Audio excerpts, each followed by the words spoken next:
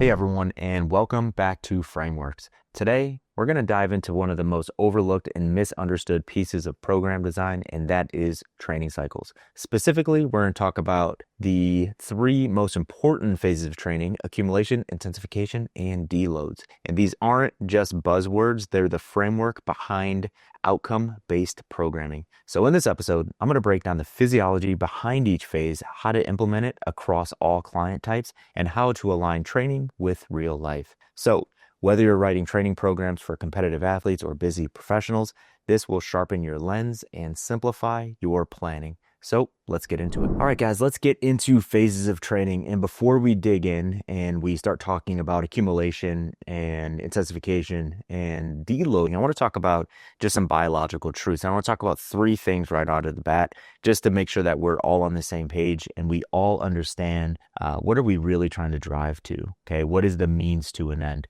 Okay, so number one, we have to look at, or we have to understand stress and stressors, okay? So anything that we do is a stressor. Okay, speaking specifically about what we're doing in the gym, everything that we prescribe is a stressor on the body. Okay, so we have to understand what stress we're trying to drive, and that leads to the adaptation conversation. So we give someone a stressor because we're trying to get to a very specific adaptation. And then the third piece is recovery. Okay, can we recover from that stress to drive the adaptation? So let's just remember those three things as we talk about this framework around these phases of training today, okay? What is the stress? What is the adaptation that we're trying to drive? And are we able to recover to drive that adaptation? Okay, and once we understand that, I think that we'll all agree that without having some kind of structure, we don't have to be unbelievably specific in counting every pound of tonnage across the training program. That's not what I'm getting at, but we have to have a means to an end in terms of what phase of training we're in because of what adaptation we're trying to drive.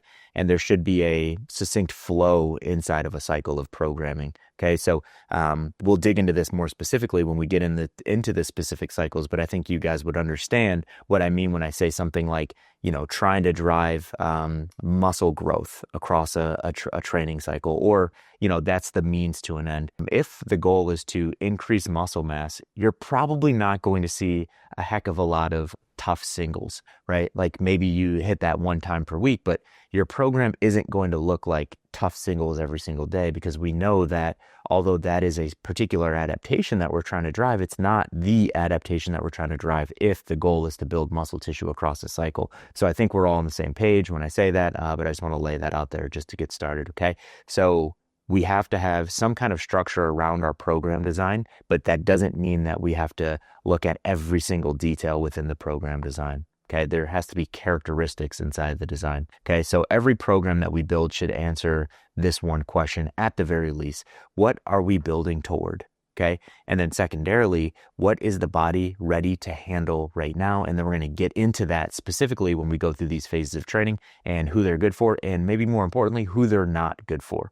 Okay, I've met a lot of great coaches in my time, but one thing that kind of binds these great coaches together, or similarities in a characteristic that all of these coaches have, is that they all coach with intention. So I think that's really important to remember as we dive into today. All right, let's get into the first phase of training, and that is going to be the accumulation phase. Okay, so this is probably my favorite phase of training, and that's just because I've lived here for probably the last decade. Yes, I've dipped my toe a little bit into some intensity or intensification, but honestly, I've just lived here, and this is where most people generally live, and this is where they should live. If we were to attach a goal to accumulation, and why do people do accumulation? There's so many reasons.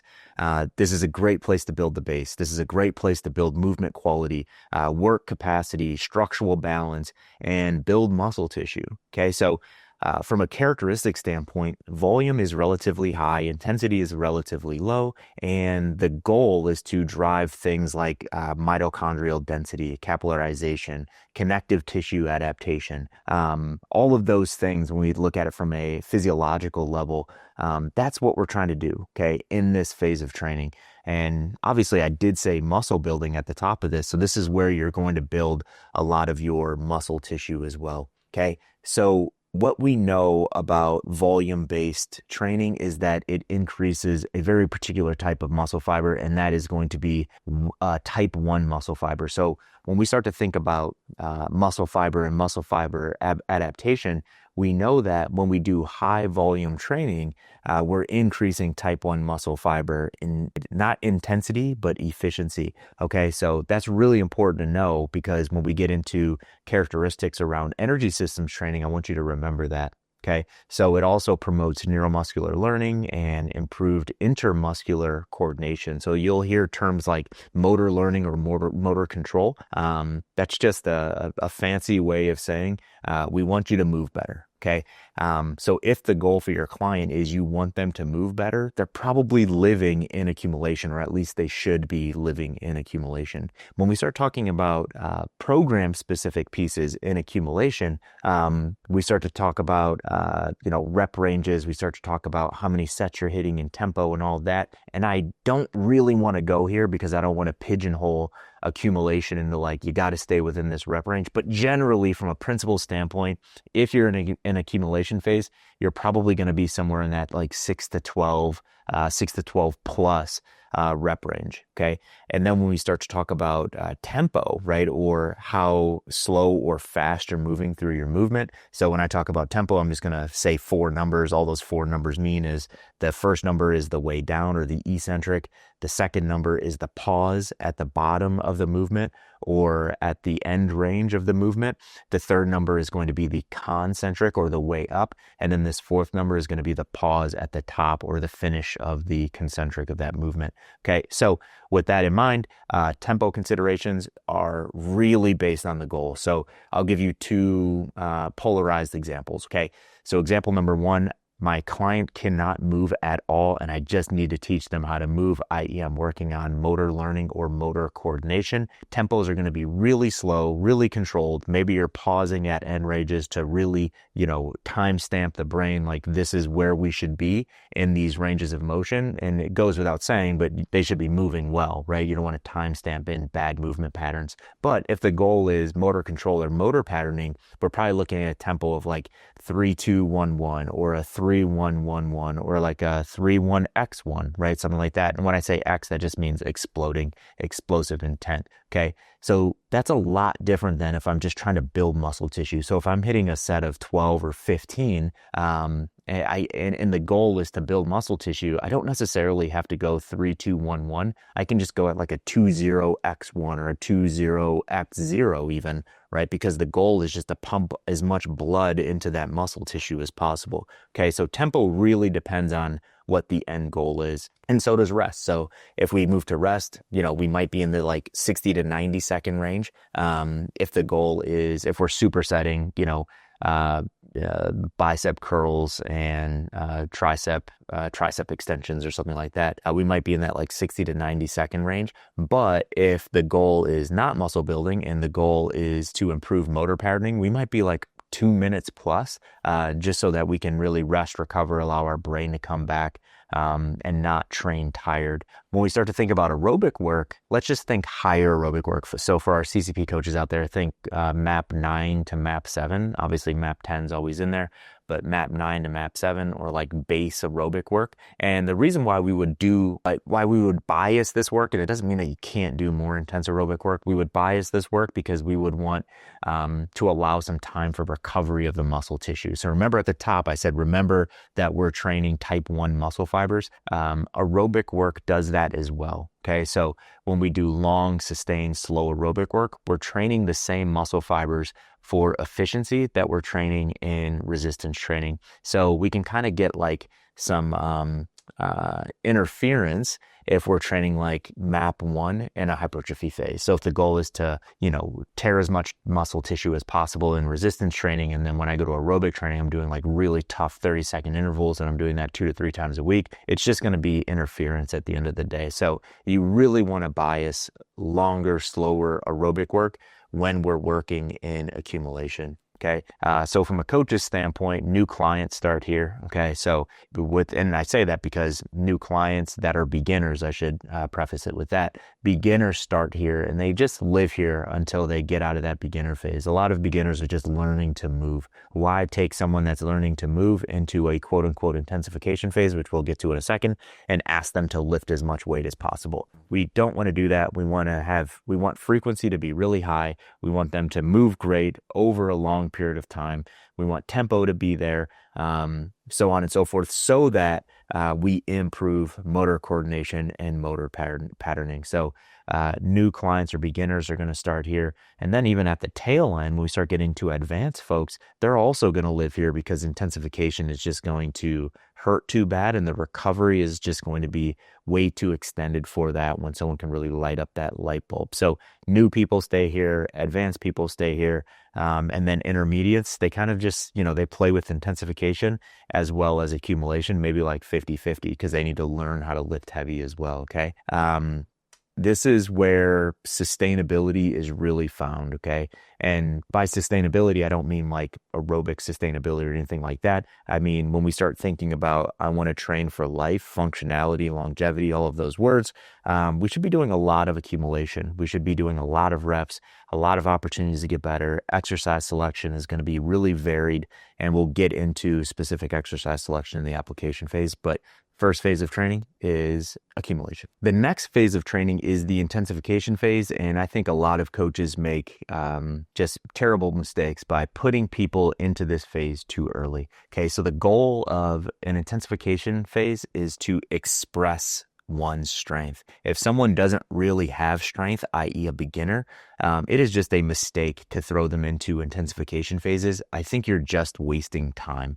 Don't get me wrong. I think it's a lot better than not doing anything at all, but I think their time is much better spent in those accumulation phases. Okay, so the goal of this phase is to increase intensity, i.e. the name intensification, is to reduce volume relative to those accumulation phases and drive central nervous system adaptation. Okay, so when you start to hear this term CNS, right, just think about that central nervous system, and that is such a different adaptation than a muscular adaptation. So think about intensification phases really taxing the brain. Okay, so for anyone that is an intermediate or above and you've gone through tough intensification phases, you'll understand that before your muscles get tired, your brain gets tired, and you really have to start thinking about recovery and how do I recover really well from the tough singles, doubles, and triples that I'm doing in training. Okay, so CNS adaptation is what is being driven. Okay, lower volume, higher intensity than accumulation. We're recruiting high threshold motor units. And the goal, again, is to improve intramuscular coordination. Okay. It's really interesting how intensification phases, or like when we're trying to get stronger, it shares a lot of characteristics with us trying to move better. Because remember, I just said when we're training for strength, we're more so training the brain than we are the muscle tissue. The same thing is happening when we do a certain type of work, specifically in accumulation phases, in those like motor learning or motor control driven accumulation phases. So motor control and strength have a lot of connecting characteristics in terms of trying to improve intramuscular coordination. And the goal is in these phases is of course to increase maximum strength and more so anaerobic power than aerobic power. Okay. So when we start to look at what does this look like and how do we actually start to drive all of these, just generally based on papers, we're looking at 85% of 1 rep maxes in terms of if the goal is to improve rate coding and synchronization of motor units, 85% or above does that really, really well. So for some people, 85% or above those are like tough doubles and triples. For others, with lower NME or neuromuscular efficiency, we're probably looking at, it might be even 6, 8s, and 10s for some people in terms of hitting 85%. So we really have to individualize that prescription for clients when we start to think about how do we actually get there. The rep scheme isn't the entire story, so just remember that as I go into rep schemes, okay? And the goal in this phase is repeated exposure to increase neuromuscular efficiency, okay? So we want to increase exposure to someone just having a heavy barbell on their back, because we have to understand that a part of getting stronger is just feeling heavier weight, okay? So getting stronger is more so practice than execution. And I don't mean that in terms of like you're not using a bunch of effort, but if the goal is to build a bunch of muscle, we just go in and we could turn our brains off and just like, tear muscle tissue, but we can't really do that with strength. Think about someone getting ready for a really tough set of 15 on a preacher curl versus someone stepping up to 95% of their 1 rep max, and their goal is to hit that for a double, right? It's just like that looks so much different. The amount of focus that you have to have approaching that set looks a lot different. So just keep that in mind. Getting into programming, rep ranges generally 3 to 6. Let's call it somewhere within that range. Why am I not putting ones there? Because just hitting a tough single, every day without adding any amount of volume isn't really going to do as well for us in getting stronger than that 3 to 6 range. That's not to say you can't like hit a top set and then kind of back off a little bit and then hit like doubles, triples, or even 4s. But just coming in and hitting 1 and leaving, it's not going to do a heck of a lot for you. Tempos, again, really specific, but generally just think like that 2-0-x1 or maybe like 3-0-x1 tempo. And then that X, when we're lifting for max strength, that X might actually look like a 3, but the intention is explosive intent, maybe not explosive in look or action.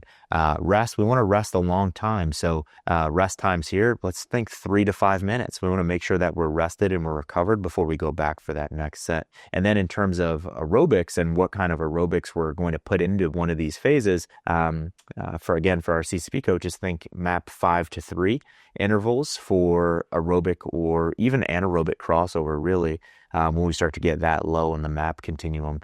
For my non-CCP coaches, when I'm saying map 5 to 3, or we can bring that down to 5 to 1, just think 30 seconds on, 30 seconds off would be like map 1, doing that for like 30 sets, all the way up to map 5, where we start really increasing time. Okay, so start thinking like 3 minutes, 4 minutes, 5 minutes, pushing those higher intervals. But they're higher, but not as high as what we would hit in accumulation, where we talked about map 9 to map 7, map 9 being about 30 minutes, map 7 being about 10 minutes of work. Okay. And then from a coach's perspective, only apply when technical proficiency exists. Okay. So a precursor to intensification is accumulation. Okay. You need to progress through accumulation before you get to intensification. So just make sure that your client is ready to express their strength before just throwing over an intensification phase because you watch some dude on YouTube talk about intensification phases. Be honest, right? Are they ready for this? Or are you just getting bored and you want to like give them something that they can challenge themselves with in the gym? Okay. So don't chase that performance. And by performance, I mean like 1RMs and all that. I would honestly say who cares about that unless someone's competing in some kind of power sport or someone really needs to drive up that 1RM. But don't chase that without earning the right to chase that.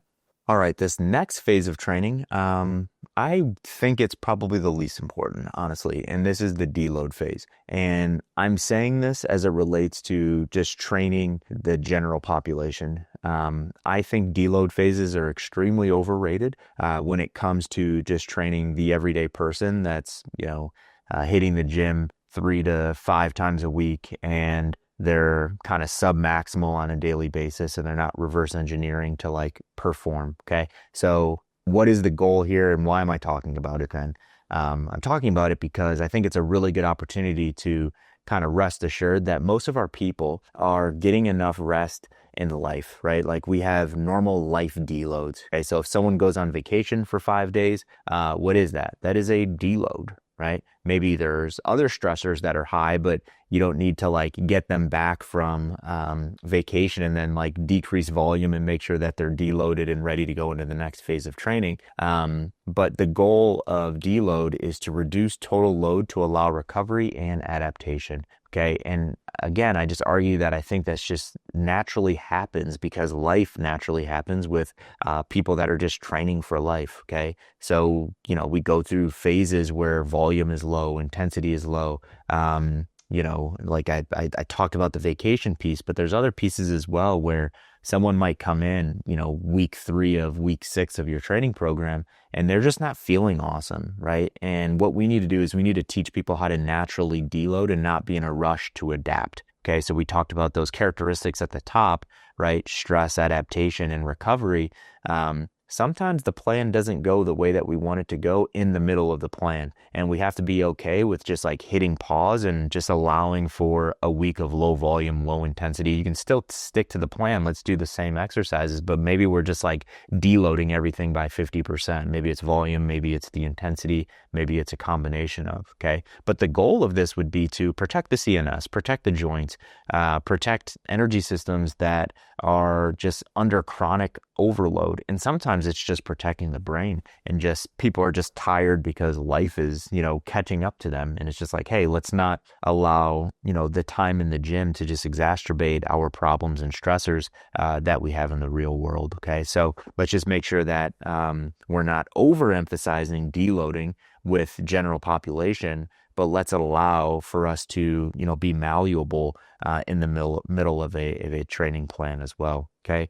So when we start talking about, what does a program look like, a deload program, we're reducing volume, let's call it by 30 to 50%. We're reducing load by a lot, right? Like, so intensity, let's take it down by 50 to 70%. Okay. Or train within that range of 50 to 70% of one's 1RM, not take it down that. Train within that range of 50 to 70%. I mean, just think about that, right? If you bench press 200 pounds, you're bench pressing like 100 pounds, 125 pounds, okay? You're just moving with speed, moving with intent, and you're just getting the muscles firing and just letting your brain understand, hey, I still know how to do a horizontal push, okay? So use familiar patterns. So don't go too crazy with exercise selection in the deload, because remember, a part of adaptation is brain, and how our brain needs to adapt to doing work. So sometimes asking someone to do some wonky exercise that you saw on Instagram can actually be overly taxing, even if the load or volume isn't taxing, because they're trying to wrap their heads around how to do this new movement.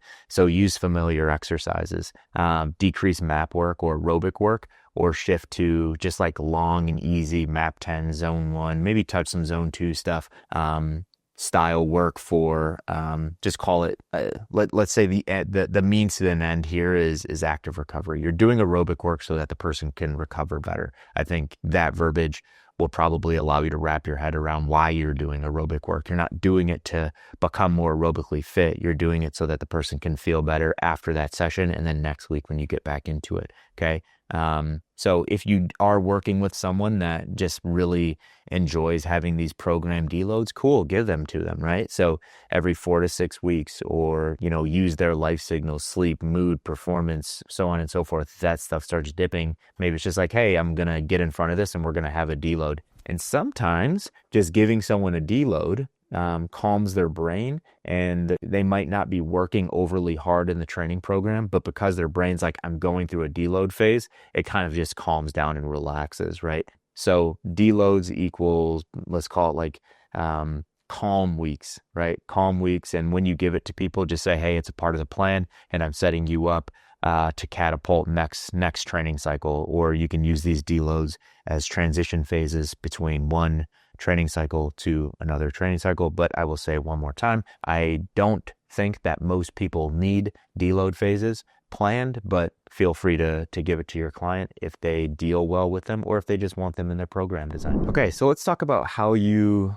take these concepts or frameworks and actually apply them in your coaching practice. Number one, always understand the goal for your client, every single one of your clients. And again, I've always been a proponent of building out short-term and long-term plans. That's why we built these capabilities in Rex. But I've always been a component for that, not so that we can get someone to, week week 24 and have them perform at their very, not so much for that, but even for the general population person, so that you can connect them to their phase of, they're linked into the goals. You've had those really good conversations with them and you guys are just like on the same page, right? And this idea of phases of training fits really nicely inside of that. So when I say long-term plan, think of like 12 months, right? So you're working with the client, you build them a 12-month plan, and then you have a bunch of short-term plans inside of that long-term plan. And so if that long-term plan is 12 months, just for simple math, let's say that we run cycles for a month, right? Every month we're changing training cycles. So you have 12 opportunities to run accumulation, intensification, deloads, a combination of all three of those inside of that plan. And you can just lay that out. And from a characteristic standpoint, you can just say, hey, this is what the year looks like. We're running this many accumulation phases. We're running this many intensification phases. And then just being really honest and just say, hey,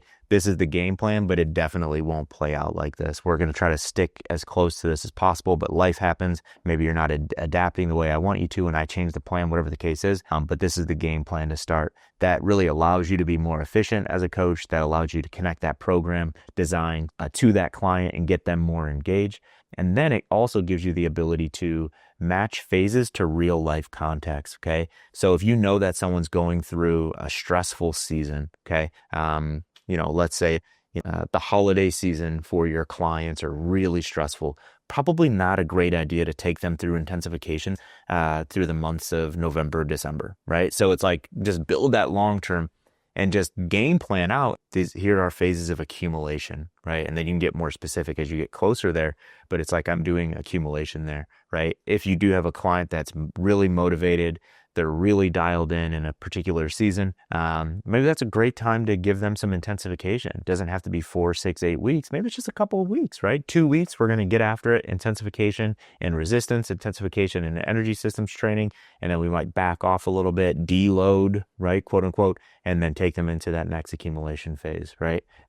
If someone just got back from, maybe they are super stressed. It wasn't like, sit back on the beach vacation and I'm ready to get back to life and crush it. But it was just like a vacation. They get back, they're like, dude, like I need a week to recover from that vacation. Maybe that's a great time to say, hey, come on in the gym, move your body a little bit. I'll give you some familiar exercises and let's just kind of grease the groove a little bit and get ready for next week. And we'll call that a deload phase. Okay. If I were to give you any kind of plug and play template in terms of hotter phases or, lengths of time to run phases, start to disappoint, but I don't think that there's a perfect amount of time or number of weeks to run accumulation, intensification, and deload. But principally, run intensification phases shorter than accumulation phases. If you keep it even, 4 weeks, I love 4-week cycles. I'm a huge proponent of 4-week cycles. It's enough time to drive some adaptation, not too much time where people get bored, and enough time for you to really see if your game plan is working. So I really like 4-week cycles. So if I were to give you that plug and play template for a beginner, weeks 1 and 4, accumulation, weeks 5 to 8, accumulation, until they're an intermediate, and then just dump in like 4-week phases of intensification. If you're working with an intermediate, then it's weeks 1 to 4, accumulation, weeks 5 to 8, intensification. Maybe after that intensification, we really pushed them. Week 9, we go deload, and then we rinse and repeat, and we go 4 weeks accumulation, 4 weeks intensification, 1 week deload, boom, boom, boom, boom. You do that for an entire year. Okay. You have someone that is an advanced individual. Maybe it's weeks 1 to 4, accumulation, weeks 5 to 8, accumulation. Week 9, maybe you deload them, a lot of stress on the joints. And then weeks 10 to 14 or 10 to 13, maybe we're going to intensification, right? And then maybe it's like 2 accumulations or maybe 3 to 4 accumulations, and then you throw in intensifications. But make that seldom and make sure that there's a reason as to why you're doing it. Like me, I probably will never do an intensification phase again in my life. I feel great doing accumulation over and over and over. I love volume. I don't love going through phases of training where I'm doing like tough doubles, just ain't for me anymore. But again, I'm bringing my bias into this conversation. You came here and you're going to get it. Okay. Adjust that length based on the client. For a 65-year-old, maybe don't give them a bunch of intensification because they're not going to be able to recover it. And then look at training age, like we just talked about, and then lifestyle. There are particular situations where people actually don't earn the right to do intensification because just crappy lifestyles. If someone's not sleeping, they're not recovering, what makes you think that they're going to start doing it when you add a bunch of intensity on it? Okay. And then again, don't teach rhythm. Okay. So don't just teach that effort, teach rhythm. So it's just like seasons of training. Think about all of this in terms of that.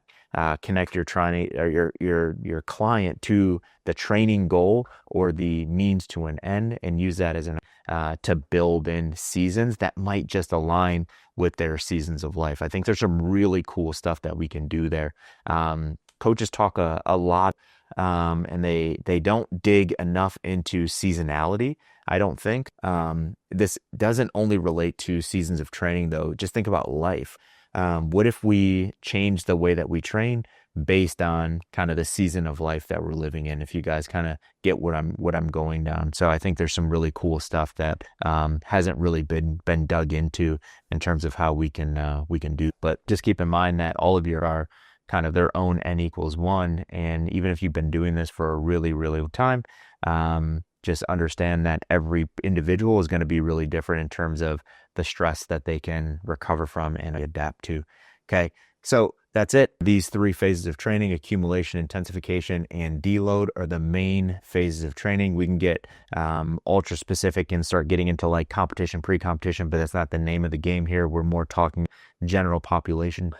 Really understand these phases of training, who should get what, and again, more importantly, who should not get those things. So that is the framework for today. Thank you so much for bearing with me as I kind of wrestle around with some phases of training ideas over the last, I don't know, probably 45, 60 minutes. Let me know if you guys have any questions in the comments or anything like.